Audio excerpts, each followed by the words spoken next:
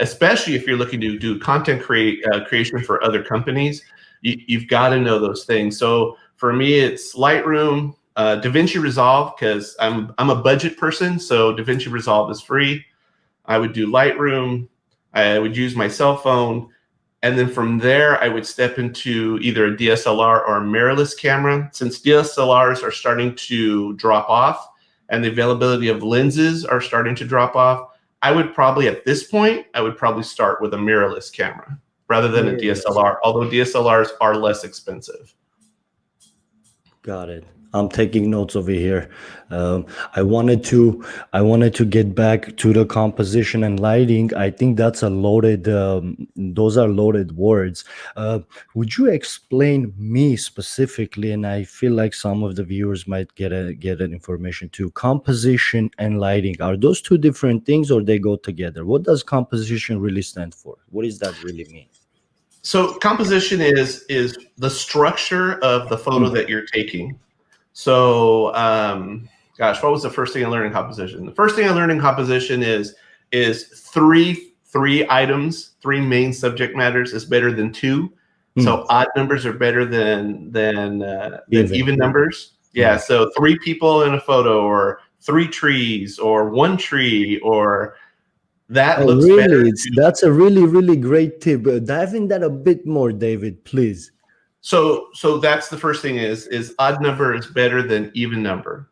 Guys, right there, that's a gem right there. If this was Bradley's show, he would have hit that button where the bomb drops. David just dropped the bomb right there. That's awesome.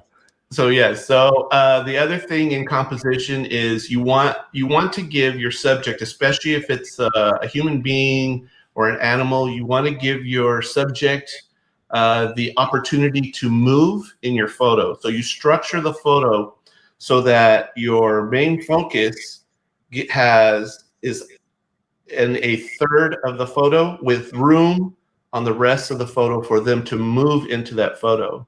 Because the human imagination wants to feel the movement of that photo. If you take a photo and that person is exactly in the center and cropped really tight, it feels claustrophobic to people.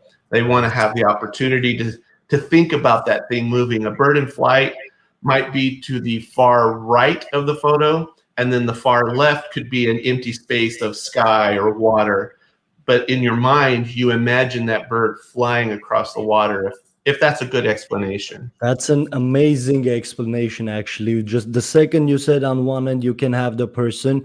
On the other end, you can have the blue emptiness, whether it's sky or ocean. My imagination just took off from there. That's a perfect explanation, actually. That's really good, David. Those were amazing tips. Thank you so much. And if you guys are listening to this, if you have follow-up questions, and if you're watching this after the live podcast, then you can always leave a comment below. You're gonna see under this live stream, the description section, you're gonna see David and direct link to David's channel as well. But you can always leave a comment under this video, and we'll make sure that we answer to you. We'll tag David as well. We'll get back to you. If you're watching this live, you can always ask us live in the live chat section.